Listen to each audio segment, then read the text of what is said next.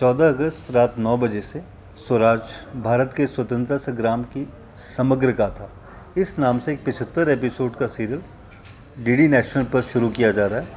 और जैसे हम आज़ादी का अमृत महोत्सव बना रहे हैं, आज़ादी के 75 वर्ष बना रहे हैं, हमारे स्वतंत्रता संग्राम की पूरी कहानी जो 1498 से इस सीरियल में शुरू होती है, क्योंकि 1498 में वास्को डी गामा देश में आए थे, वहाँ से शुरू होकर और आज़ादी के मिलने तक उस पूरी कहानी को 75 एपिसोड्स में पिरोने की कोशिश की गई है। सबसे बेहतरीन बात इस सीरियल की मुझे लगता है वो ये है कि दूरदर्शन ने एक उच्च क्वालिटी के मानक स्थापित किए हैं। इसमें 4K HD वाली हाई क्वालिटी कैमरास का यूज़ किया गया है and you will find the quality of the serial to be at par with the best in the world. इन 75 एपिसोड्स में कोशिश ये भी है कि सिर्फ उन्हीं फ्रीडम फाइटर्स की बात नहीं की जाए जिनके बारे में हम अभी तक जानते रहे हैं, जिनके बारे में किताबों में पढ़ते रहे, ऐसे unknown heroes of freedom struggle जिन्होंने अपने अपने लेवल पे बलिदान किए, अपने अपने लेवल पे लोगों को इकट्ठा किया,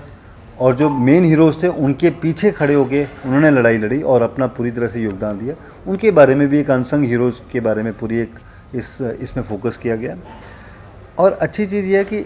हिंदी के अलावा इंग्लिश और 9 रीजनल लैंग्वेजेस में इसको डब भी कर रहे हैं और उसका स्टार्ट करेंगे इससे एक हफ्ते बाद, यानी 14 अगस्त को इस संडे को हम लोग शुरू कर रहे हैं हिंदी के अंदर, और 20 अगस्त से फिर क्षेत्रीय भाषाओं का प्रसारण शुरू हो जाएगा।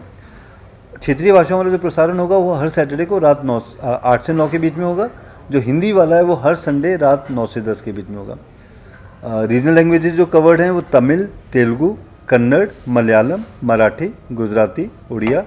बंगला, असमिया और इंग्लिश। और